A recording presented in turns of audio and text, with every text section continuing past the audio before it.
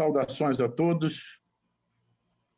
Eu, em nome do Instituto dos Magistrados Brasileiros, gostaria de registrar aqui a minha satisfação de hoje tratarmos de um dos assuntos mais importantes dentre as nossas, diria assim, missões, as missões da nossa instituição, que é a questão da formação dos magistrados e todos aqueles que procuram o Instituto.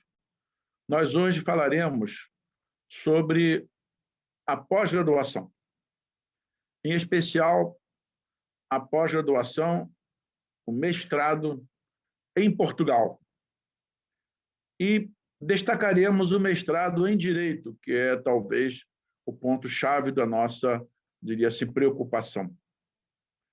Nós teremos como expositores duas das personalidades que mais contribuem hoje para a comunicação entre brasileiros e portugueses na relação que procuraremos explorar, que é a questão educacional. Teremos a satisfação de ouvir hoje a professora doutora Ana Raquel Moniz, que é professora e subdiretora da Faculdade de Direito da célebre e prestigiosa Universidade de Coimbra. Ela subentende, diria assim, ela dirige a administração, ela dirige na faculdade de modo que num regime próprio que sabidamente nós temos ciência que na Universidade de Coimbra, por sua tradição, só professores doutores têm esse poder de condução e de administração na universidade. Ela é coordenadora do curso de jurisprudência da universidade. Ela tem 11 livros com diversos artigos e participações de livros em coautoria.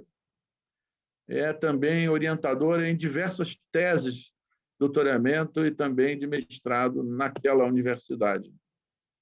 Eu acredito que a exposição da professora Ana Raquel Moniz seja hoje uma das grandes contribuições para aquele que deseja estudar em Portugal, especialmente o curso de mestrado em Direito. Também gostaríamos de fazer aqui, fazer registro, melhor dizendo, para uma das advogadas também que tem dado grande contribuição aos estudos jurídicos em nosso país e em Portugal. A doutora Suelen Escariz é advogada brasileira e portuguesa, e sem prejuízo também de ser espanhola, mas é inscrita na Ordem dos Advogados do Brasil, na seção do Rio de Janeiro, mestre em Direito pela Faculdade de Direito da Universidade de Coimbra, e ela tem uma experiência em nosso país, na área civil e também na área trabalhista. Ela também conhece algo que nós brasileiros sempre perguntamos e temos dúvidas, que são as questões relacionadas à nacionalidade portuguesa. Bem, eu acredito que as duas expositoras tão esperadas, nós estávamos ansiosos para ouvi-las, sejam para nós hoje a grande, diria assim, maneira de tirar nossas dúvidas sobre essas questões relativas a estudar em Portugal. Eu também peço licença a todos para registrar aqui a minha satisfação de estar ao lado do presidente Marcos Soares, da Ordem dos Advogados do Brasil, da subseção da Barra da Tijuca, da seção do Rio de Janeiro, que não poderia deixar de ser também um luso-brasileiro. Ele, talvez, com a sua intervenção, vá dar também aquele toque todo especial que nós estamos a aguardar e que tanto desejamos neste seminário. Eu acredito que, com esta apresentação, o Instituto dos Magistrados Brasileiros suprirá uma das grandes lacunas de nosso país, que são essas dúvidas relacionadas a esses cursos em Portugal. Geralmente, o interessado é submetido a uma verdadeira via crucis acadêmica para chegar a ter informações. Depois descobre que tudo é possível mediante sistema eletrônico e que a Universidade de Coimbra sempre esteve bem, diria assim, disposta a receber os brasileiros que confiam na instituição, no bom nome da instituição e que lá desejam estudar. Portanto, eu agradeço e faço essa apresentação inicial. E também, se não houver objeção, eu pediria ao nosso presidente Marcos Soares que fizesse também diria assim, uma apresentação igualmente, diria assim, de recepção de todos aqueles que estão agora diria assim, a se informar sobre o mestrado em Portugal. A todos desejo pleno sucesso nesta empreitada e, mais do que tudo, que possam suprir dúvidas, suprir lacunas, resolver as dúvidas que tenham e que possam cursar, se assim entenderem, em Portugal, o seu mestrado. Devolvo a palavra, então, ao nosso presidente Marcos Soares, a quem eu saúdo desde já. Muito obrigado. Desembargador André Fontes, muito obrigado. Muito boa tarde a todos e a todas. Parabenizar o Instituto dos Magistrados do Brasil e a OAB-RJ por esse evento que estamos aqui hoje.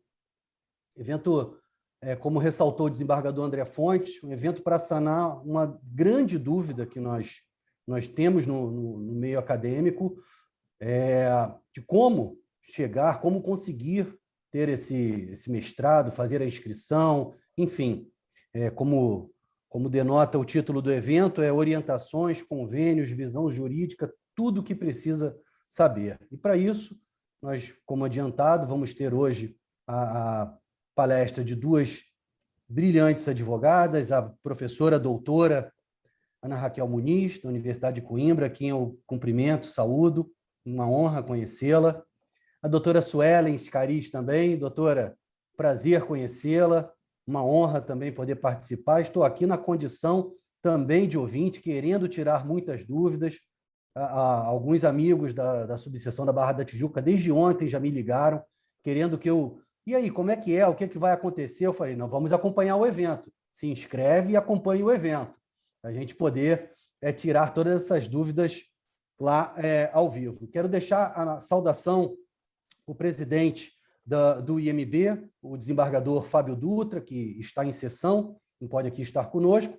Também a doutora Ana Tereza Basílio, vice-presidente da OAB do Rio de Janeiro, e o presidente, doutor Luciano Bandeira, também da OAB do Rio de Janeiro, que em breve estará conosco aqui.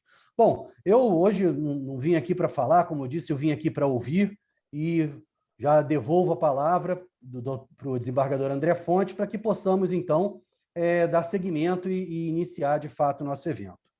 Desembargador, devolvo a palavra. Gostaria, então, de convidar a nossa expositora, a doutora Ana Raquel Muniz, para iniciar os trabalhos do nosso seminário.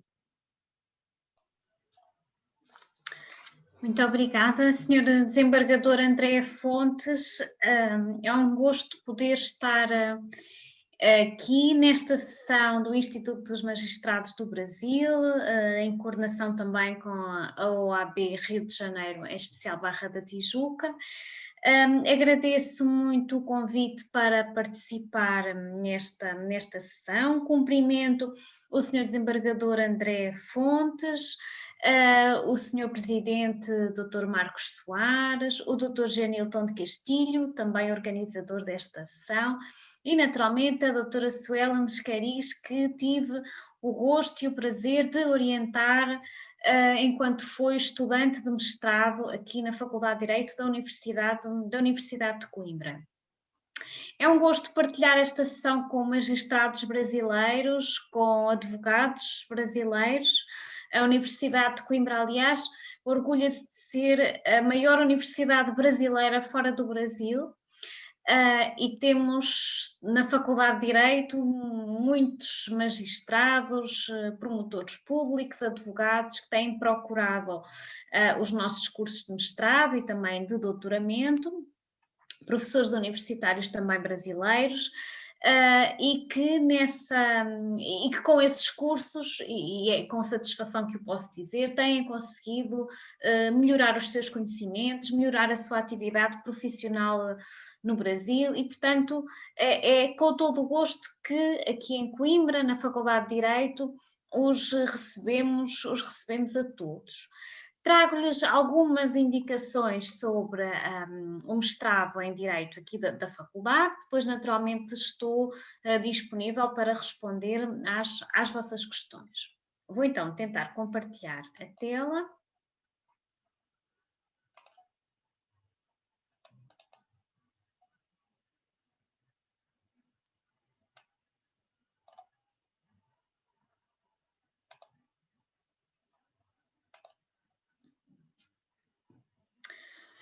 Muito bem, eu falo-lhes aqui da Universidade, da Faculdade de Direito da Universidade de Coimbra. Não é esta hora especificamente, porque em Portugal aqui já é de noite, e portanto falo-lhes virtualmente da Faculdade de Direito da Universidade de Coimbra e falo-lhes não só na qualidade de professora do mestrado em Direito, mais especificamente na minha área, que é as Ciências Jurídico-Políticas, mas também na qualidade de subdiretora da mesma faculdade, com responsabilidades na área académica e pedagógica, justamente. Como enfim, tão simpaticamente me apresentou o Sr. Desembargador André Fontes, eu estudei em Coimbra desde a licenciatura, aqui fiz o meu mestrado em Ciências Jurídico-Políticas e depois o meu doutoramento, também em Ciências Jurídico-Políticas, e neste momento sou professora associada com vínculo definitivo, com tenure. E desde 2013 sou também subdiretora da faculdade, portanto há 8 anos que tenho o gosto de poder também ajudar na parte da gestão universitária.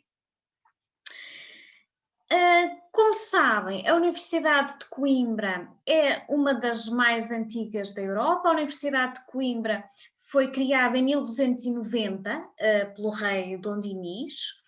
É uma universidade que, no contexto europeu, é das mais antigas da Europa. Ela é criada através de uma bula papal. Portanto, é uma universidade que não tem uma criação consuetudinária, tem uma criação autoritária, e vai manter-se a única universidade portuguesa até 1911, a altura em que é criada a Universidade de Lisboa, portanto, que tem pouco mais de 100 anos.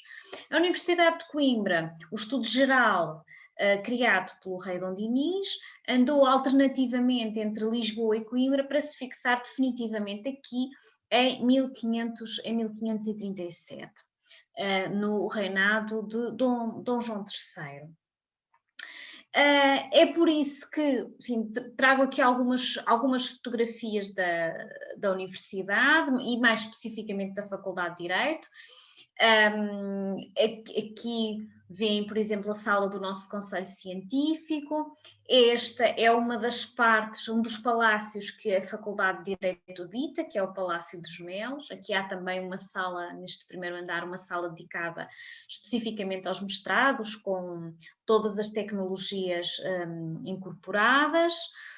Aqui podem ver a sala dos capelos, que é onde nós fazemos os nossos doutoramentos, é nesta sala aqui que se realizam as provas de doutoramento, e aqui uma visão da vida académica, digamos assim, neste caso a Serenata Monumental, e aqui outros 2 aspectos, a Capela de São Miguel, também situada no edifício do Palácio Real que a Faculdade de Direito habita, e a famosa torre da Universidade.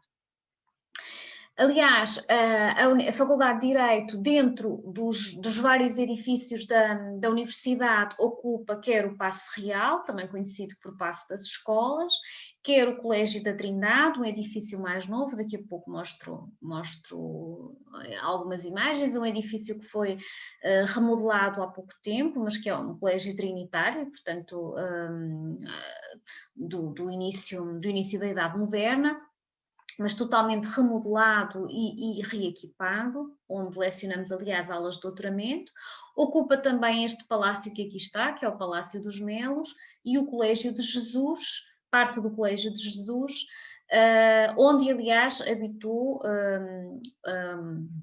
o padre Manuel da Nóbrega, que, enfim, tanta influência teve na construção também no direito do Brasil. A Universidade de Coimbra, por força de toda esta conjugação, ela é, neste momento, classificada como Património da Humanidade e, portanto, tem toda essa dimensão cultural que lhe está associada. E é uma dimensão cultural que atravessa a própria história da Universidade de Coimbra. A Universidade esteve na vanguarda da Idade Moderna, como esteve no período pombalino com o Iluminismo. Nós temos uma excepcional biblioteca, que é a Biblioteca Joanina, que todos conhecerão certamente, pelo menos de nome, e que vale a pena ver. É uma biblioteca monumental, das mais bem conservadas do mundo. Nós temos, por exemplo, disponível a Bíblia de Gutenberg, e temos a primeira edição dos Lusíadas, igualmente disponível na nossa biblioteca. Mas esta abertura da universidade, esta multiculturalidade que se vive na universidade desde sempre, é uma multiculturalidade que se mantém até à atualidade. Só na Faculdade de Direito nós temos alunos de cerca de 20 nacionalidades diferentes na licenciatura e depois outras tantas no mestrado e no doutoramento. Portanto, a faculdade é claramente uma faculdade global e dentro de uma universidade global. Naturalmente que dentro destas várias nacionalidades há um predomínio significativo de estudantes oriundos do Brasil, a que se vêm nos últimos anos juntando vários estudantes asiáticos, designadamente estudantes chineses, o que contribui para a criação dentro das aulas de mundividências bastante diferentes. Aliás, os nossos estudantes, e são todos nossos, independentemente da nacionalidade que tenham, os nossos estudantes apreciam também a universidade e a própria cidade pelo facto de aqui se poderem cruzar com tradições, não só tradições seculares da própria cidade e da própria universidade. Tem aqui um grupo de estudantes com o traje académico de estudante da Universidade de Coimbra, mas também considerando que a cidade é uma cidade relativamente pequena, é certamente uma cidade pequenina se nós compararmos com o Rio de Janeiro, portanto é mesmo uma cidade pequena, é uma cidade segura, e portanto com uma vivência académica muito grande, naturalmente neste período de pandemia menos do que o normal, como é evidente. Tivemos que cancelar a maioria dos nossos eventos que envolviam a participação de estudantes e docentes e participação pública, mas a verdade é que é uma cidade que é fervilhante de vida e é fervilhante de vida estudantil. E enfim, pode-se sair de Coimbra, mas Coimbra nunca sai dos estudantes. Tal é o envolvimento que todos têm aqui, independentemente da graduação que tenham. A nossa história da nossa faculdade é uma história que atravessa toda a Universidade de Coimbra, todo o período histórico da Universidade de Coimbra, porque desde a sua fundação em 1290, a Universidade de Coimbra já dispunha de um curso de leis e de cânones. E, portanto, será muito mais tarde, agora já no século XIX, a fusão das faculdades de leis e de cânones que irá dar origem à atual Faculdade de Direito. Mas a verdade é que os estudos jurídicos remontam à fundação da Universidade de Coimbra. E esta permanência no tempo dos estudos jurídicos na universidade, portanto, na verdade nós podemos dizer que estudamos direito aqui desde o século XIII, esta permanência dos estudos na universidade foi sucessivamente melhorada pelos vários estatutos que foram passando pela Universidade de Coimbra. Recordo em especial os estatutos aprovados no tempo de Dom João III, portanto, no momento em que a faculdade se fixou definitivamente, que a Universidade se fixou definitivamente em Coimbra, em 1537, mas também os estatutos pombalinos de 1772, e depois os primeiros estatutos republicanos de 1911. Esta sala que aqui vem, por exemplo, é a chamada sala chinesa, é uma sala da faculdade onde são ministradas algumas aulas de mestrado.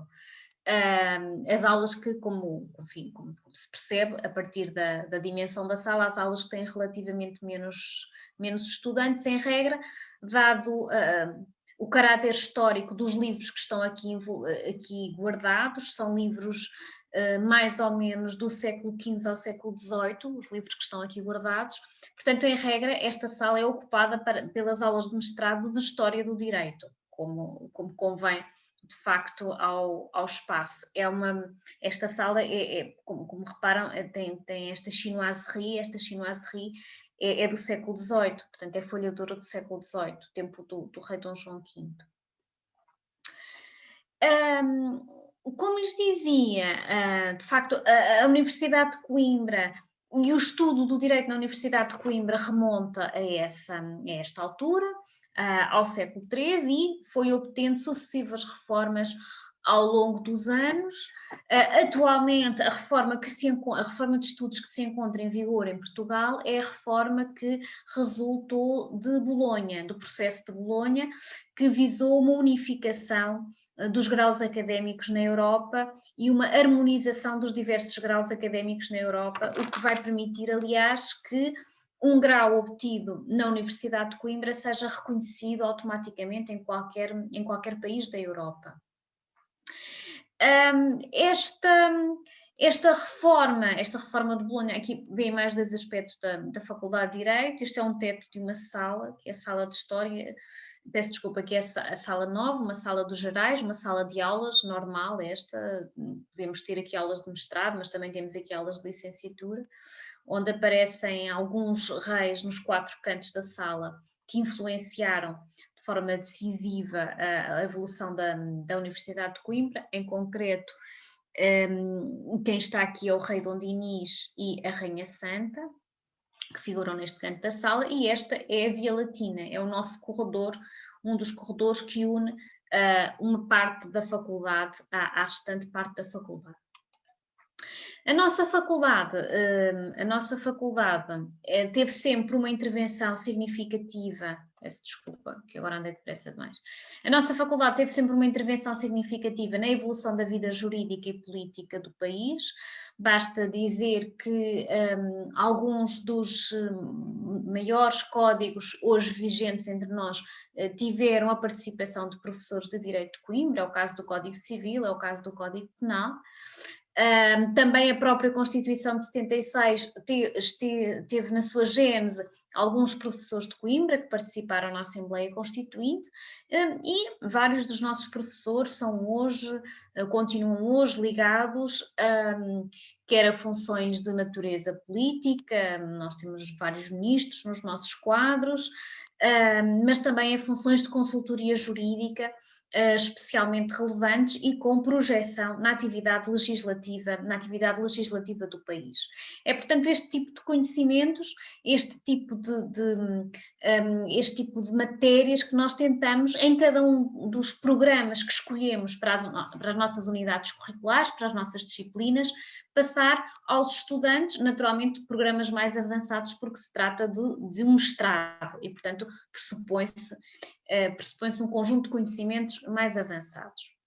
E para esse efeito, nós dispomos de uma biblioteca que já foi considerada a 5ª melhor biblioteca jurídica do mundo e é certamente a melhor biblioteca portuguesa jurídica, a melhor biblioteca jurídica portuguesa, as nossas estantes ocupam mais de 7 quilómetros, se as quiséssemos juntar, ocupam mais de 7 quilómetros só as estantes das monografias, descontando aqui, por exemplo, todas as estantes, toda a estantaria que é ocupada por publicações periódicas. Aqui, por exemplo, tem uma imagem da nossa sala de revistas, onde os professores e também os estudantes podem consultar várias publicações periódicas. Nós praticamente temos todas as publicações periódicas jurídicas existentes, quer na sua versão em papel, quer recentemente também na sua versão eletrónica. E têm acesso às bases de dados da Faculdade de Direito, e nós temos bases de dados norte-americanas, inglesas, alemãs, estamos agora a ter bases de dados portuguesas, também espanholas, italianas. Nós temos, de facto, praticamente todas as bases de dados bibliográficas existentes e assinamos da Oxford, à High Online, à Cambridge, à Beck, à Nomos, enfim, todas as grandes editoras que possuem os livros eletrónicos. Nós, para além de termos os nossos fundos bibliográficos em papel, temos também estas bases de dados que podem ser consultadas pelos estudantes, quer na faculdade, quer no edifício da faculdade, quer nas suas casas, através de uma simples intervenção no próprio computador. E depois, além destes incentivos que temos, deste material todo que está ao dispor dos nossos estudantes, nós temos outros incentivos à investigação, como bolsas para estudantes internacionais. Nós, por exemplo, desde este ano, desde 2021, num regulamento que foi aprovado há cerca de 2 ou 3 meses, nós passámos a ter um incentivo à investigação, que é uma bolsa para estudantes internacionais, para todos os estudantes internacionais de mestrado, no valor de 2.000 euros, que é uma bolsa que é atribuída a todos os estudantes internacionais desde que concluam o ciclo de estudos, desde que concluam o mestrado no tempo regulamentarmente previsto, que já vamos ver qual é. Portanto, temos esta preocupação de não só garantir a qualidade da formação que ministramos, mas também captar os próprios mestrandos para a investigação. Isso também é feito através do Instituto Jurídico, que é o Centro de Investigação da Faculdade de Direito. É um centro de investigação do ponto de vista jurídico multidisciplinar, mas nós, por exemplo, neste momento temos projetos em andamento com várias universidades europeias, projetos que são financiados quer pela Comissão Europeia. Por exemplo, acabámos ainda a semana passada um projeto sobre o impacto da Covid-19, da pandemia Covid-19, que foi financiado pela Organização Mundial de Saúde. Aliás, tive até o gosto de poder participar nesse projeto, que foi um projeto internacional que envolveu colegas brasileiros, angolanos, moçambicanos, macaenses. Portanto, nós procuramos sempre, nos projetos de investigação em que nos envolvemos, captar o mundo da lusofonia e captar a realidade também sob a perspectiva da lusofonia, já que essa perspectiva é uma das perspectivas que nos consegue engrandecer. Ora, o próprio Instituto Jurídico, enquanto unidade de investigação, também, por vezes, recruta para os seus projetos de investigação os estudantes de mestrado e de doutoramento da faculdade, porque assim é uma forma também de lhes incutir este gosto pela investigação, uma forma de os incutir no projeto estratégico do próprio Instituto Jurídico, que é dedicado aos desafios societais, e, portanto, também de permitir aos interessados que possam desenvolver a sua atividade de investigação, designadamente aquela que depois, no final, lhes irá dar o diploma de mestrado, integrados em equipas que são coordenadas por professores da faculdade e que ficam responsáveis tutorialmente por esses estudantes. Nós temos essencialmente 2 mestrados na área jurídica na Faculdade de Direito. Temos um mestrado em Direito, que nós vulgarmente conhecemos como mestrado científico, mas cujo nome, o nome é mestrado em Direito, que é constituído por 2 anos letivos. Aqui uma especificidade: o ano letivo em Portugal não coincide exatamente com o ano letivo no Brasil. O nosso ano letivo começa em setembro e termina em julho, e o mês de agosto é de férias. Portanto, o primeiro semestre é um semestre que vai desde setembro até dezembro. Temos uma pausa em janeiro e fevereiro para os estudantes fazerem os trabalhos de investigação das unidades curriculares do mestrado, e depois recomeçamos em fevereiro e vamos com aulas até ao final de maio. Temos novo espaço para os estudantes fazerem trabalhos de investigação e o ano letivo termina a 31 de julho. Portanto, o primeiro semestre começa em setembro, o segundo semestre começa em fevereiro. Enfim, é um bocadinho o oposto do que se passa no Brasil. Portanto, o mestrado em Direito tem uma estrutura curricular que ocupa 2 anos letivos. Portanto, se começarem um mestrado em 2021, 2022, o mestrado começa em setembro. Em regra, as aulas de mestrado começam mais precisamente em outubro. Durarão a primeira parte, o primeiro ano letivo, que é composto por unidades curriculares, por aquilo que nós designamos a parte escolar do mestrado, e ele durará até final de julho de 2022, e depois o segundo ano letivo iniciar-se-á em setembro e terminará também em julho, e é composto pela dissertação. Portanto, nós na prática o que temos é um primeiro ano constituído por esta parte escolar. Tem aqui, digamos assim, a estrutura curricular típica do nosso primeiro ano letivo. Nós temos 2 unidades curriculares anuais obrigatórias, mais outras 2 unidades curriculares anuais optativas, ou uma unidade curricular anual optativa e 2 semestrais optativas, ou 4 semestrais optativas. A ideia é que no final do ano o estudante tenha completado os 60 créditos que correspondem ao primeiro ano letivo. Estas unidades curriculares obrigatórias são aquelas unidades que dizem respeito à menção, já lá vamos ver, à área científica em que o estudante pretende concluir o seu mestrado. Já lá vamos às áreas científicas. Todas as restantes unidades curriculares são optativas, o que significa, por exemplo, que as unidades curriculares obrigatórias de uma área funcionam como optativas para todas as outras áreas. Já lhes vou dar um exemplo. A forma de avaliação deste primeiro ano letivo, a forma de lecionação e de avaliação, é feita através de um regime de seminário. Portanto, é uma avaliação que pressupõe a participação, a interatividade entre os docentes, entre a própria turma, e é feita em regra através de um trabalho de investigação, 1 ou 2 trabalhos de investigação, consoante a opção do professor. Esses trabalhos de investigação são trabalhos que são entregues ao professor, muitos deles, depende agora do concreto método do professor, mas eles são em regra distribuídos entre os colegas, e depois em cada um terá uma sessão para poder expor o trabalho, discutir o trabalho com o professor e com os restantes estudantes. Portanto, é um método bastante dialógico.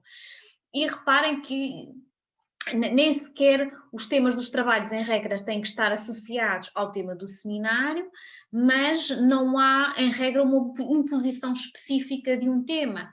E é muito encorajado, sobretudo a estudantes que sejam oriundos de outros ordenamentos jurídicos, é muito encorajada a reflexão comparada entre ordenamentos jurídicos.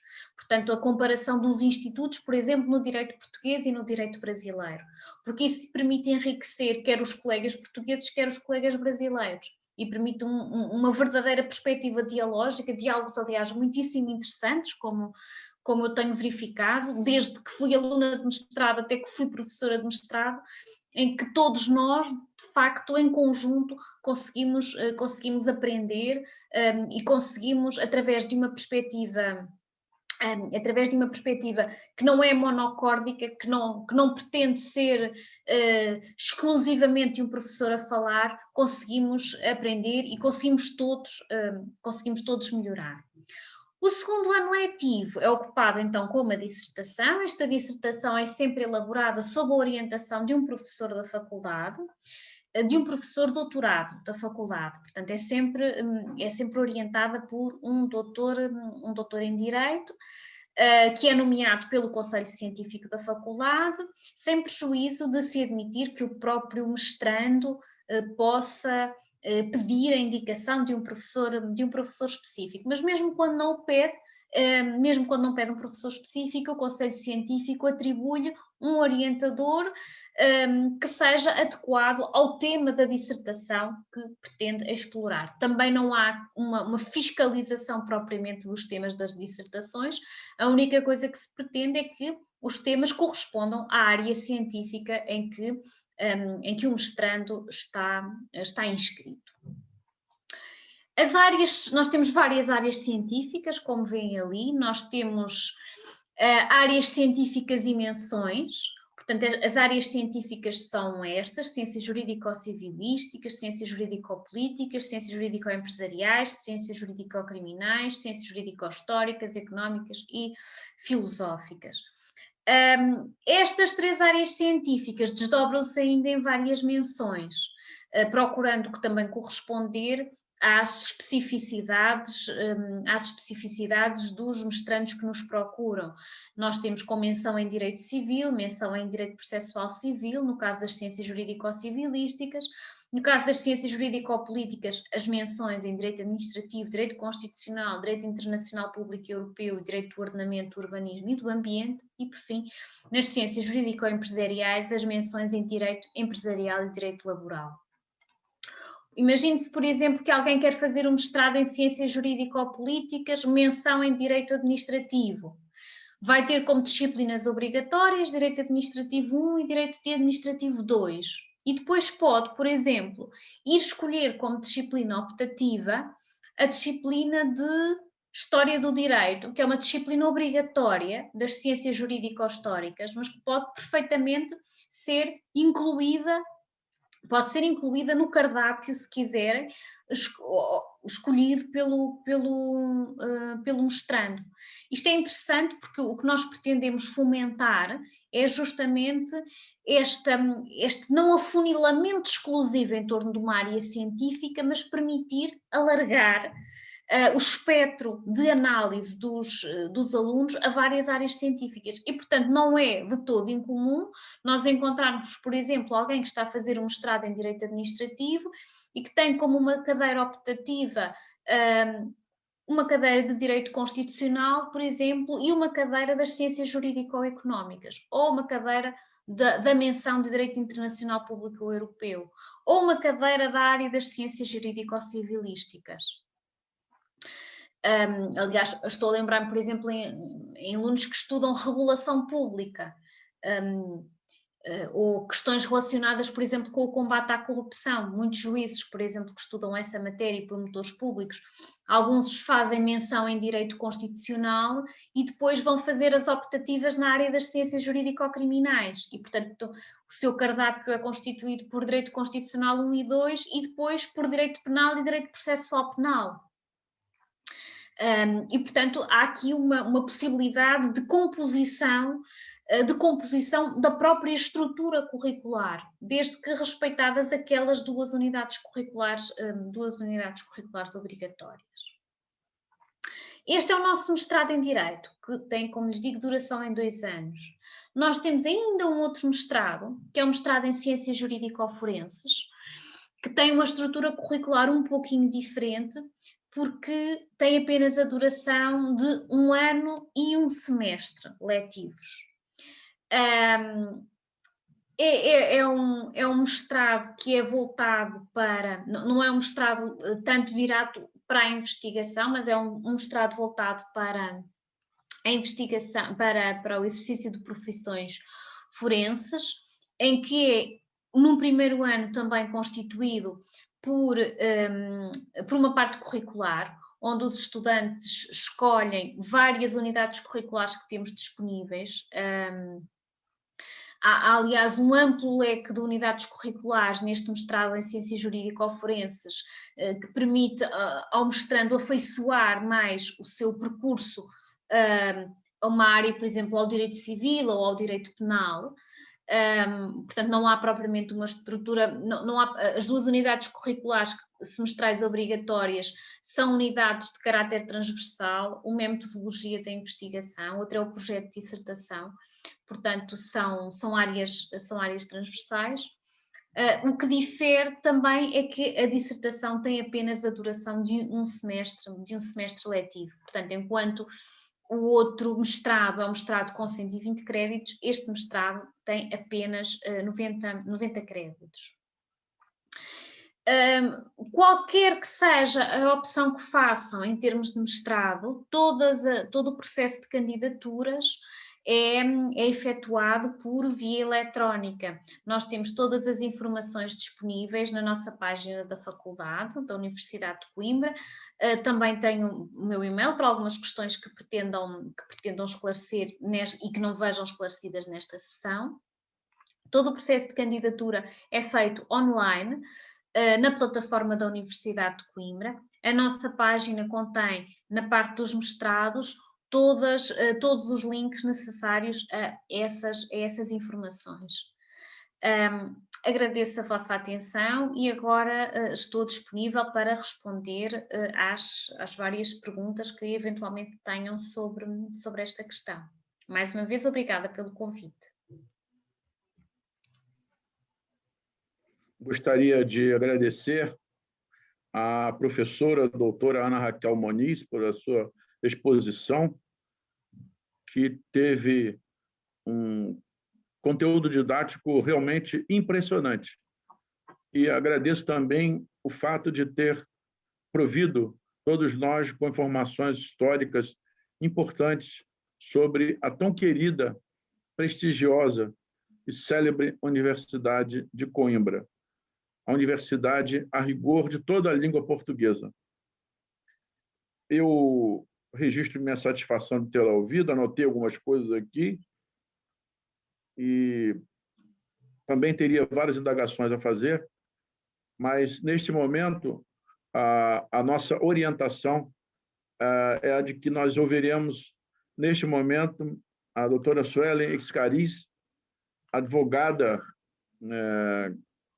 brasileira e portuguesa, e também espanhola, mas registrada no Brasil e estudante hoje, radicada em Portugal, para a sua exposição. Faço, então, o convite à doutora Suelen Excariz para a sua exposição. Olá, boa noite a todos. É com muita alegria que eu me reúno aqui com vocês hoje. Cumprimento o doutor André Fontes, doutor Marcos Soares, meu amigo Genilton, muito obrigada pelo convite.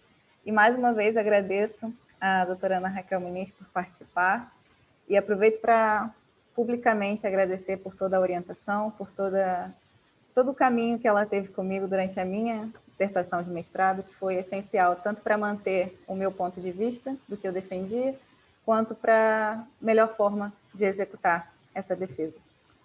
E aqui hoje para vocês eu vou também compartilhar a tela. Eu vou trazer algumas... não sei se já está. Eu vou trazer também algumas informações práticas e algumas curiosidades, porque existem assim algumas diferenças em relação até mesmo ao idioma, né? Que apesar de ser o mesmo, existe algumas diferenças. E eu trago aqui algumas questões práticas e algumas questões culturais também. E começo aqui falando em relação ao mestrado. Eu fiz, como a doutora Ana Raquel explicou, eu fiz um mestrado que é mestrado científico na Universidade de Coimbra. Tenho uma verdadeira paixão, eu diria, né? A doutora passou ali algumas fotos, a universidade é muito linda, é muito rica de história. É impossível pisar ali, estar naquele ambiente e não sentir uma emoção, não sentir a história que ele carrega, a tradição, né? Mas eu também vou trazer algumas informações básicas em relação a outras universidades. A questão cultural também da Universidade de Coimbra é impressionante, que enquanto a gente passa pela universidade, a gente ouve diversos idiomas, é mesmo. Tem representantes de várias culturas, e como a doutora falou, eu tive colegas brasileiros, portugueses, e também tive um colega chinês na minha turma de mestrado. Então, vamos lá. Portugal. O mestrado aqui é muito comum que façam a graduação e o mestrado logo a seguir. Os estudantes aqui costumam seguir para o mestrado já direto. Enquanto que no Brasil representa já um diferencial. Quando você pensa na questão do mestrado, é um diferencial tanto para qualquer carreira jurídica, e principalmente na questão de seguir na carreira de docente. Em Portugal, como a doutora mostrou, nós temos aqui as duas opções do mestrado. Então, esse mestrado em Ciências Jurídico-Forenses equivale mais ou menos a uma pós-graduação no Brasil, e o científico equivale mesmo ao mestrado no Brasil. Para se trabalhar aqui, como eu disse, é muito comum que as pessoas na área do direito tenham um mestrado, então, se a pessoa tem intenção de viver aqui em Portugal e trabalhar nessa área, é muito importante para conseguir uma oportunidade que tenha o estudo, tenha o mestrado aqui. Questão prática, em relação aos documentos necessários. Para quem não tem nacionalidade europeia, de qualquer país da Europa, vai ser necessário tirar um visto. E existem duas modalidades de vistos no caso do mestrado. Como a doutora disse, as aulas, você tem que estar presencialmente aqui em Portugal durante 1 ano, porque as aulas ocorrem nesse primeiro ano letivo. Então, existem essas duas opções de vistos. Se o brasileiro for ficar até 1 ano em Portugal, vai ser necessário um visto de estada temporária, que esse é o valor atualizado no consulado português aí no Brasil. E se pretende ter essa vivência nos 2 anos letivos da universidade, vivendo aqui em Portugal, já vai ultrapassar o limite de 1 ano, vai ser necessário um visto de residência, que tem o custo de R$ 656, também valor atualizado no consulado português. Em relação aos documentos, aqui eu trago os documentos necessários para tirar o visto, para serem apresentados no consulado português. E é importante ressaltar que esse pedido do visto só deve acontecer depois que a universidade aceitar a sua inscrição, que você tiver essa certeza de que foi aceito para cursar o mestrado. Então, o primeiro documento ali na hora de requerer o visto é apresentar a carta de aceitação da universidade. Você tem que comprovar que tem meios de subsistência, como se sustentar durante o período aqui em Portugal, comprovar que tem onde ficar também o seu alojamento, seja o aluguel de um apartamento, de um quarto, seguro médico internacional, você vai precisar apresentar os seus antecedentes criminais, ter o passaporte, que é o documento que é válido em outro estado, em outro país, formulário de requerimento do visto e o comprovante do respectivo pagamento. Tudo isso vai ser apresentado no consulado português do seu estado. Em relação à matrícula, os documentos que as universidades costumam pedir são o diploma, o histórico da graduação, e esses 2 documentos é preciso estar atento que ele precisa ser apostilado no protocolo da apostila de AIA, para que ele tenha validade aqui na universidade. Num primeiro momento, como a doutora disse, a nossa inscrição, todos esses documentos são digitalizados e encaminhados por via digital, pelo computador. Porém, no momento que você consolida a sua matrícula, que você vai iniciar as aulas aqui na universidade, você precisa apresentar todos esses documentos. E o diploma e o histórico da graduação precisam ter a apostila de AIA para que eles produzam efeitos aqui em Portugal. Em relação, tem outros documentos, mas os principais são esses, e é preciso também apresentar uma carta de motivação. E aí você pode colocar a sua motivação, a sua ligação com Portugal, o seu interesse em estudar aqui, e vai ser apresentado junto com essas documentações todas via digital. E, claro, o passaporte, que é o documento, quando você preenche os seus dados para requerer essa inscrição, é preciso apresentar um documento que seja válido e é o passaporte em outro estado. No caso, outro país, outros estados. Aqui eu procurei trazer informações sobre as principais universidades. Claro que, se eu puder indicar para vocês, eu vou querer que vocês façam na Universidade de Coimbra, como vocês já conheceram aqui, puderam ver a tradição, o valor do diploma da Universidade de Coimbra é maior, até porque, como vocês vão ver aqui agora, um dos requisitos de entrada para a universidade é que você tenha uma média geral na sua graduação, a média final de graduação tem que ser 8 na escala do Brasil, porque aqui em Portugal as notas vão de 0 a 20. E como no Brasil é de 0 a 10, a gente faz ali uma escala relativa que o valor da média geral final de todas as suas matérias na graduação precisa ser de 8. Ou seja, ela tem uma nota mais elevada para você cursar. E os valores aqui eu apresento, se você é um aluno que também é português, também tem a nacionalidade de qualquer país da União Europeia, vai ter um custo aproximado, eu ressalto que é aproximado, porque dentro desse valor estão incluídas as mensalidades, que aqui se chamam propina, matrícula, dentre outros possíveis gastos necessários. E para os alunos brasileiros, o custo é um pouquinho mais alto, é no valor de custo anual. Desculpa, está errado, não é anual. Custo dos 2 anos vai ficar em 14 mil euros. Os 2 anos, o custo anual, no caso, é 7 mil euros. Peço desculpa. E trago aqui também informação relativa à Universidade de Lisboa. A média equivalente já é de 7 na escala brasileira. É preciso apresentar currículo, o conteúdo de todas as matérias que você estudou na sua graduação. E tem também aqui os valores. Para o estudante europeu, que aqui tem sempre essa distinção, no caso de ser um estudante que pertença a um país da União Europeia, o custo anual é relativamente mais baixo e o custo aproximado para alunos brasileiros também está aqui, trago aqui na tela. Outra universidade também, eu trago aqui as 3 principais, mas existem outras também. Os requisitos, a média final também de 7 na graduação do Brasil, custo para o aluno brasileiro aproximadamente de 7 mil euros e para o aluno europeu 1.500 euros anual, é um valor aproximado. Que eu, como eu falei, incluindo o valor de matrícula, de mensalidade e tudo mais. Na prática, é importante saber essa questão de que pelo menos 1 ano vai ser preciso viver aqui em Portugal, e para os alunos que não têm a nacionalidade, é preciso comprovar que você tem meios de subsistência durante todo esse período. É interessante fazer uma análise, uma pesquisa sobre o custo de vida nas principais cidades, ou na cidade específica em que você pretende cursar, na universidade que você pretende cursar. É muito comum aqui que não se alugue um apartamento, principalmente nas cidades universitárias, é comum que procure aluguel de quarto para dividir com outros estudantes também. Então, é uma hipótese a considerar para que o custo seja mais leve.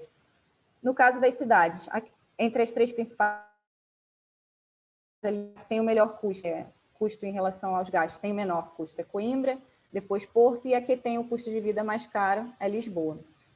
Existem ainda previsões de bolsas de estudo, vocês podem procurar, eu pesquisei alguns aqui, a própria doutora Ana Raquel falou sobre a bolsa que a própria universidade disponibiliza, e isso pode ser encontrado nos sites das respectivas universidades. Existem ainda possibilidades de Santander Bolsas, que foi uma instituição que eu tive conhecimento, que disponibiliza bolsas para estudantes, e as próprias bolsas da Direção-Geral de Ensino Superior, que é um órgão do governo aqui de Portugal. E todas essas podem ser procuradas nos respectivos sites, e daí a pessoa vê se encaixa nas possibilidades ou não de requerer e conseguir a bolsa de estudos. Essa é a minha contribuição, assim, passei um pouco rápido ali pelas questões práticas. Caso tenha alguma dúvida, queiram esclarecer, estou aqui disponível para as perguntas. Agradeço muito a oportunidade e a companhia dos colegas. Muito obrigada. Bem, eu não posso deixar de registrar aqui a minha satisfação de ter ouvido a doutora Suelen Scariz. Não é a primeira vez que isso ocorre, e sempre me surpreende a sua capacidade de ser didática e também objetiva, bem nos moldes, diria assim, da nossa modernidade ou pós-modernidade. Bem, eu gostaria de dar início às perguntas e começaria com a professora Ana Raquel Moniz, a quem, mais uma vez, faço minhas saudações respeitosas e a parabenizo pela sua exposição tão técnica quanto não só os componentes históricos da Universidade de Coimbra, mas também com as peculiaridades do curso de Direito. Ela não se limitou ao mestrado, então, para nós todos foi, eu diria assim, muito importante o conjunto, o contexto da exposição. Mas eu tenho que fazer duas perguntas à professora de pronto. A primeira é resultante das diferenças que o Oceano Atlântico impõe aos brasileiros e portugueses. Uma diferença, ainda que a língua seja a mesma, de alguns aspectos culturais, de hábitos, práticas e, eventualmente, tradições. Eu indagaria a professora, portanto, duas questões. A primeira, seria duas questões. A primeira é a seguinte: se há diferenças para as aulas dos alunos brasileiros e, eventualmente, estrangeiros e os alunos portugueses. Diferenças de conteúdo, diferenças de qualidade técnica, diferenças que, às vezes, não são percebidas. Em segundo lugar, e a pergunta que eu acredito que todos devam ter em mente, é se há desafios muito grandes para o aluno ou para a aluna que saia do Brasil, ou mesmo saia de Angola, ou saia de outra parte do mundo e vai estudar em Portugal. Quais são os principais desafios estruturais, os desafios encontrados quanto à questão de práticas, hábitos? E, então, seriam essas primeiras duas exposições que eu faria com todo o respeito e com toda a consideração à professora Ana Raquel Moniz. E desde já agradeço a sua colaboração mais uma vez. Muito obrigada, Sr. Desembargador André Fontes. Eu é que agradeço a sua gentileza e a sua tão significativa amabilidade, e tenho todo o gosto em responder às duas perguntas. Não há qualquer diferença entre aulas para portugueses e não portugueses. A turma é a mesma. Nós temos números clausos para cada área científica. O número clausos é de 25. Quando nós excedemos o 25, podemos eventualmente fazer uma segunda turma, mas mesmo a divisão que a ser feita entre duas turmas, por termos muitos candidatos, é feita de forma alfabética.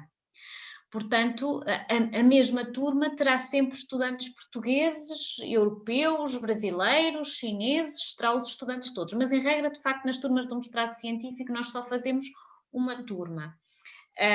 A ideia é justamente promover a interculturalidade e, portanto, todos, é o facto, uma das riquezas da turma é justamente o facto de nós termos estudantes que provêm de ordenamentos jurídicos diferentes. E, portanto, por isso é que nós também damos tanta importância aos estudantes que não são portugueses. Eles são tão importantes como os portugueses. Eles ajudam tanto a enriquecer a aula como um estudante português. E por isso é que até incentivamos este estudo de direito comparado, para que, afinal, depois também os próprios estudantes portugueses acabem por aprender com os brasileiros e vice-versa. E, portanto, não há qualquer separação. E quem diz durante as aulas, diz também nas orientações. Portanto, o orientador é escolhido em função do tema selecionado para a dissertação. No caso, por exemplo, da doutora Suelen, que foi minha orientanda, no caso da doutora Suelen, a doutora Suelen nem me conhecia, apenas conhecia o tema e pediu que lhe fosse nomeada uma orientadora em função do tema que tinha escolhido. E, portanto, a faculdade, o Conselho Científico, entendeu nomear-me a mim e tive todo o gosto em orientar a doutora Suelen, que depois, no final, correu tudo muito bem, que teve ótimos resultados. E, portanto, a ideia, mesmo com o estudante brasileiro, é, no período da orientação, e considerando que, apesar de tudo, e talvez passando um bocadinho para a questão dos desafios, considerando que, apesar de tudo, o mestrado é feito em Portugal, algo do direito português, algo do direito europeu terá que constar no programa das unidades curriculares ou mesmo na dissertação. Portanto, talvez um dos desafios que se coloca a um estudante brasileiro é que, quando vem para Portugal, também vai levar algo daqui e, portanto, vai ter que estudar algo de direito português e algo de direito europeu e, portanto, sem prejuízo de, na sua própria dissertação, poder transportar também conhecimentos de direito brasileiro. Aliás, como eu costumo dizer a vários orientandos, na sua dissertação procura trazer um contributo novo que depois também vai levar para o Brasil, para demonstrar que veio a Portugal e que o estudo que aqui foi desenvolvido, a investigação que foi desenvolvida, foi proveitosa para si e, como temos muitos servidores públicos, também para o serviço público que está a prestar no Brasil. Os desafios culturais não são muito significativos, já há ali pequenos pormenores. Um brasileiro mais incauto, quando se fala em pequeno almoço, pode achar que é um almoço mais leve, quando na verdade é só o café da manhã. Mas a diferença cultural não é assim muito significativa, quer dizer, nós também aqui na universidade estamos muito habituados a receber os estudantes brasileiros e procuramos também integrá-los nesses aspectos de natureza cultural. Portanto, a pedagogia, a integração não é só feita em termos académicos e científicos, também é feita em termos pessoais. E para isso contribuem os próprios professores, mas também a própria rede estudantil, a própria Associação Académica de Coimbra, que é a Associação de Estudantes, que promove também encontros com os estudantes internacionais, a universidade também promove a recepção aos estudantes estrangeiros, justamente para garantir a melhor integração possível dentro da comunidade académica aqui de Coimbra. Não sei se o desembargador respondia às suas questões. Muito obrigado, professora. Eu vou pedir licença a todos para eu mesmo fazer a pergunta à professora, a doutora Suelen. Em seguida, eu darei a palavra ao presidente Marcos Soares e aos demais participantes. Pode ser, doutor Soares? Pode ser? A senhora não se importar, professora Ana Raquel, farei 2 perguntas também à doutora Suelen Scarice. Bem, doutora Suelen Scarice, eu gostaria de, mais uma vez, saudá-la e parabenizá-la. Acho que para um brasileiro, a sua exposição foi bem objetiva. As perguntas que normalmente seriam feitas foram todas respondidas. Mas eu queria chamar a atenção de um aspecto. Eu estudei em livros portugueses. Por exemplo, um autor de Coimbra, José Tavares, de Direito Civil, que é dificílimo encontrar o livro dele, eu tenho vários exemplares, várias obras. Em direito administrativo, por Afonso Rodrigues Queiroz, eu tenho as obras dele. E tem vários autores de Coimbra, e tem vários autores também de Lisboa. Menezes Cordeiro, Marcelo Caetano. Enfim, uma série de autores. Eu estive em Coimbra e estive em Lisboa. Notei grandes diferenças na universidade. Mas, doutora Suelen, uma coisa aconteceu em Lisboa. Em 95, eu subi as escadarias da universidade e um estudante angolano, durante meu trajeto pela escada, me pôs do lado e olhou para mim com um olhar dardejante e disse: espere. Como eu estava em Portugal e conhecia pouco o regime local, eu imediatamente acedi à iniciativa do estudante angolano, esperei terminar, que era a descida de escada de um professor muito idoso, com uma bengala, e quando ele desceu, o angolano me disse: é o catedrático, você não pode subir com ele, você tem que esperar o catedrático descer a escada. Eu agradeci, esperei ele terminar e descer, e depois subir. Fiquei muito impressionado com respeito ao catedrático, e não era um estudante português, era um estudante angolano. Pois bem, muitas diferenças em Lisboa de Coimbra. Muita crítica a Coimbra. Coimbra parece que critica bastante Lisboa, diferenças muito marcantes. Mas eu perguntei aos estudantes brasileiros quais eram as duas coisas mais contraditórias. Eles disseram para mim: primeiro, o curso é maravilhoso, organizado, estruturado, professores muito competentes, e eu me senti plenamente satisfeito com o tempo que dediquei da minha vida ao curso. Mas, disseram eles, pela proximidade dos outros países europeus, eu achava que haveria grandes diferenças de conteúdo entre o curso português e o curso brasileiro. E alguns dos estudantes disseram: o curso tem mais ou menos o mesmo nível. Ou seja, eu esperava grandes diferenças epistemológicas, de conteúdo, e acabei me defrontando com algo curioso. Ou seja, havia um nivelamento. Em alguns casos, disse um dos alunos, eu tive mais exigências aqui do que acolá. Ou seja, do que aí.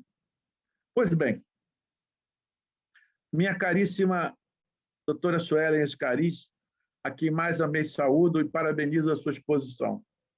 Afinal, os estudantes brasileiros são, assim, diria, marcados pela essa relação agridoce, ou seja, satisfeitos com toda a estrutura, mas quando chegam realmente encontram um nivelamento teórico, ou isso foi um acidente nas minhas perguntas, ou possivelmente uma visão, diria assim, parcial e fragmentada dos cursos jurídicos em Portugal? Bem, eu posso responder por mim, que, para além da estrutura e tudo que a doutora conseguiu mostrar aqui na palestra, me surpreendida também com a exigência, com a questão de não só termos que conhecer o direito de Portugal, mas um direito de vários outros países, e essa comparação ampliou muito a minha visão jurídica, aumentou muito a busca pelo conhecimento, a ideia de buscar em doutrinas de outras nacionalidades mais conteúdo e base, e começar a compreender qual linha de raciocínio eu mais concordava. Não tenho nem o que dizer, não. No meu caso, não aconteceu dessa forma. Pelo contrário, teve uma surpresa muito positiva. E eu até queria aproveitar, emendando aqui, fizeram uma pergunta em relação à exigência da nota mínima da média do mestrado, da média da graduação. Eu queria esclarecer com a doutora Ana Raquel, eu sei que o tempo dela já tá no limite, se ela pudesse esclarecer para a gente se existe forma de quem não tem a média nos 16 valores, que equivale a 8 no Brasil, se tem forma de, mesmo assim, conseguir cursar o mestrado, se tem alguma forma de suprir essa nota. Sim, quer dizer, portanto, a média dos 8 valores corresponde a um dos critérios, mas é possível requerer a apreciação curricular. É uma candidatura ao abrigo, salvo erro, de uma linha que é a linha D do edital. Isso, de qualquer forma, vem uma cruzinha no formulário que a pessoa pode assinalar.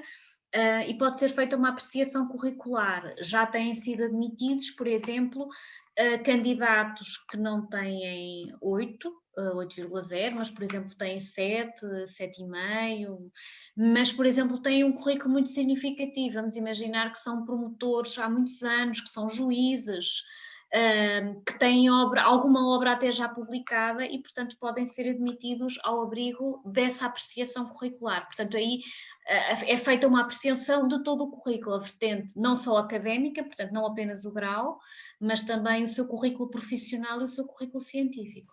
Perfeito, muito obrigada. Acho que esclareceu a dúvida. Bem, eu vou, então,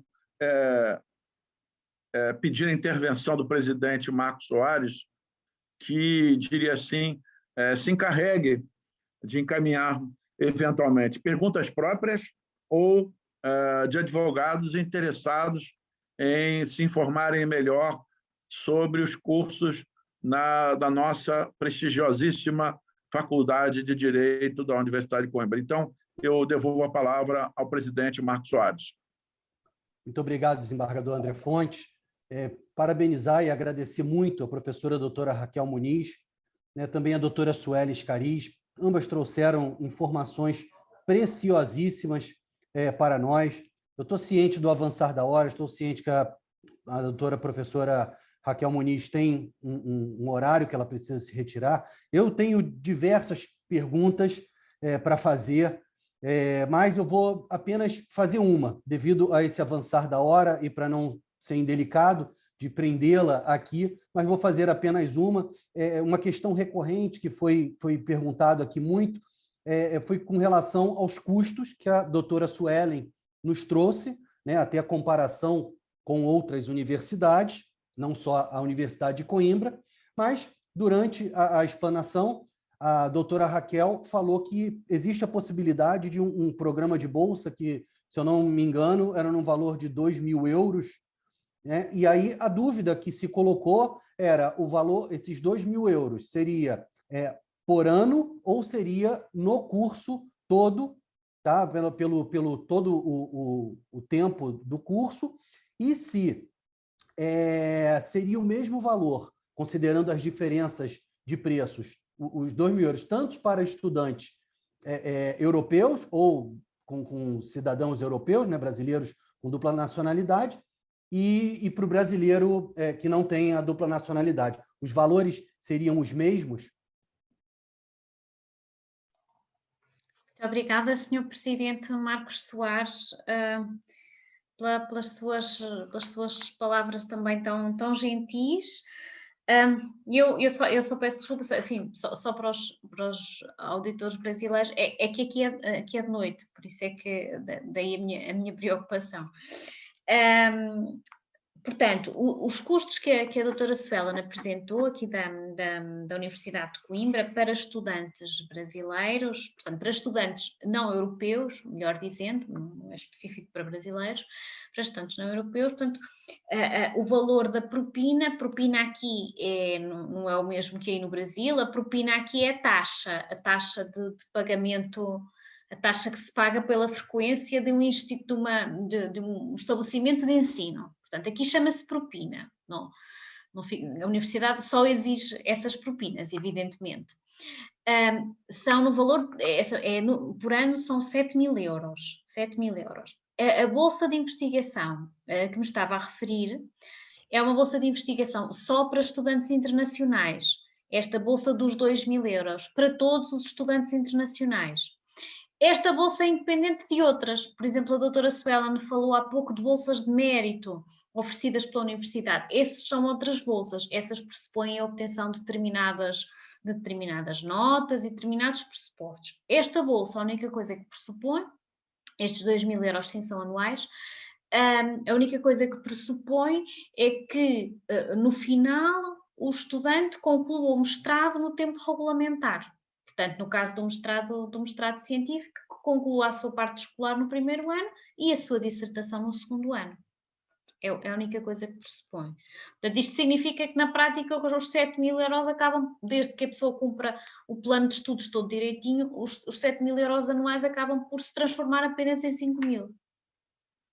Excelente, excelente. Essa era a dúvida que estava pairando, muitas pessoas perguntando. Tem outras dúvidas até no chat, mas, como dito, devido ao avançar da hora, eu, mais uma vez, parabenizando e agradecendo muito a doutora e professora Ana Raquel Muniz e a doutora Suelen, também Scariz. Brilhante, muito obrigado. Tá? E falo isso como um pretendente, como um futuro candidato ao mestrado em Portugal. Como falamos um pouco antes de iniciar o evento, tenho raízes portuguesas. Meu pai, e meus avós, enfim, são de Braga, cidade belíssima, e, quem sabe, farei aí um mestrado em Coimbra. Então, já me encaminhando aqui para o final, agradecendo sempre, parabenizando o IMB e a OABRJ por terem proporcionado para nós esse encontro maravilhoso de culturas e de conhecimento, né? E aqui fazendo uma saudação especial que eu vi que está presente, nosso presidente da Caixa de Assistência dos Advogados do Rio de Janeiro, a CAARJ, o doutor Ricardo Menezes, que foi ex-presidente aqui da OAB da Barra da Tijuca. Meu querido amigo Ricardo Menezes, fica aqui o registro e a saudação. E, mais uma vez, muito obrigado e devolvo o doutor André Fonte, desembargador André Fonte, também parabenizando o senhor por estar conduzindo esse evento de forma brilhante, esse evento do Instituto dos Magistrados do Brasil. Então, desembargador André Fontes, eu estou te devolvendo a palavra. Muito obrigado. Presidente Marcos Soares, eu vou dar uma boa notícia a Vossa Excelência. A nossa vice-presidente da seção do Rio de Janeiro, a doutora Ana Tereza Basílio, está neste seminário e agora eu a convido para fazer a sua intervenção. E desde já agradecendo a todos. Obrigado. Obrigado. Muito obrigada, desembargador André Fontes. É uma honra muito grande estar participando desse evento maravilhoso, organizado pela nossa OAB da Barra e representada pelo nosso presidente Marcos Soares, que tem feito uma gestão espetacular à frente da nossa OAB da Barra, e esse evento é de suma importância para a advocacia do Estado do Rio de Janeiro, que nós representamos, mas também a advocacia do Brasil. Porque os cursos em Portugal, particularmente na Universidade de Coimbra, são cursos extremamente consistentes, importantes e valorizados no Brasil, né? Então, poder esclarecer aos nossos advogados e advogadas as possibilidades, as condições, a abertura das portas da Universidade de Coimbra para estudantes brasileiros é uma maneira de se aperfeiçoar e da OAB proporcionar à advocacia a possibilidade de programar-se para participar desses maravilhosos cursos fornecidos pela mais tradicional em língua portuguesa Universidade de Direito do mundo, que é a Universidade de Coimbra. Eu queria agradecer em nome de toda a advocacia do Estado do Rio de Janeiro, a professora doutora Ana Raquel Muniz, pela gentileza de participar desse evento, que é da OAB junto com o IMB. Queria também agradecer a doutora Suelen Iscarris, que nos prestou informações valiosíssimas a respeito de como proceder para conseguir ingressar nesse prestigioso curso. E gostaria de saudar também o nosso querido Genilton, que está sempre nos auxiliando a organizar esses eventos do IMB, em parceria com a OAB, e devolvo a palavra para o diretor do IMB, desembargador federal André Fontes, que, além de ser um grande magistrado, ele tem uma carreira acadêmica invejável, né? Já esteve muitas vezes em Coimbra e ostenta 5 doutorados no Brasil, 2 pós-doutorados no Brasil. Enfim, na carreira jurídica, talvez seja um dos juristas com um currículo mais amplo no Brasil. Então, ninguém melhor do que ele para presidir esse evento. Por fim, faço uma saudação ao querido Ricardo Menezes, presidente da CAARJ, que sempre está a apoiar todos os eventos culturais da OAB e hoje nos honra com a sua presença aqui. Então, devolvo a palavra para o desembargador federal André Fontes, diretor do IMB. Obrigado a todos. Doutora Ana Tereza, muito obrigado a sua intervenção. Estou muito esperado aqui por todos nós. Agradeço muito a sua elaboração e quero dizer à senhora, doutora, que o presidente Marcos Soares fez a abertura também com toda a desenvoltura esperada. Ele também, que é um luso-brasileiro, diria assim, saiu melhor do que todos nós aqui do lado de cá do Atlântico. Eu queria, antes de concluir, dizer à doutora Ana Raquel Muniz que eu estudei Direito Civil por um coimbrão, que foi José Tavares de Direito Civil.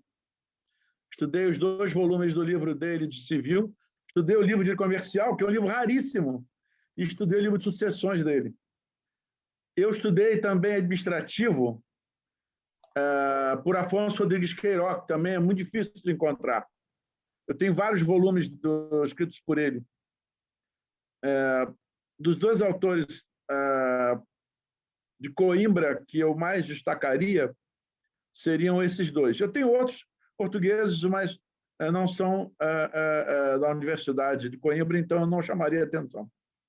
Mas os 2, em especial, o civilista e o administrativista, mereceram, da minha parte, uma contribuição, diria assim, enorme de leitura. Eu fiquei muito tempo a trabalhar com esses títulos. Então, eu, quando estive em Coimbra também, fiz uma pesquisa em Coimbra para a minha tese de doutorado. Precisava de textos italianos e encontrei em Coimbra. Não havia encontrado outro lugar, curiosamente. Eu tenho boas lembranças do período que passei nos meus estudos na cantina e também do período que estive em Coimbra a caminhar até a Faculdade de Direito do hotel onde eu estava. Bem, eu sei que todos nós temos...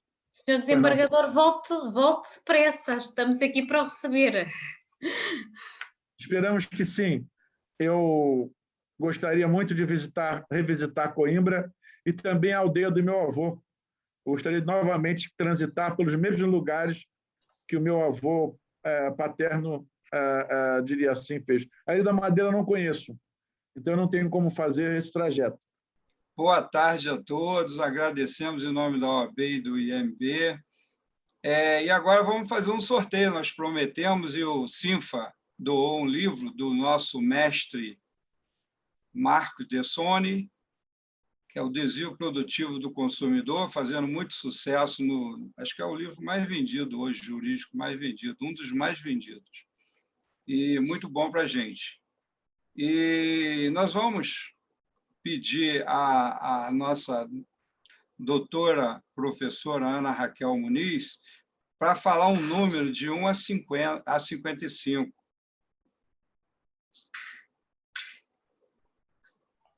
De 1 a 55? Então, isso. Pode ser o 40. 40. Eu estou aqui com a Cristina na linha, que ela vai dizer quem foi o ganhador. Maria Elizabeth da Silva Nunes. Maria Elizabeth da Silva Nunes. Pode procurar o Instituto do Magistrado, mandar um e-mail e receber o livro, e pegar o livro lá. Tá bom? O livro já se encontra lá. E agora eu devolvo a palavra ao nosso mestre para encerrar quando melhor aprouver.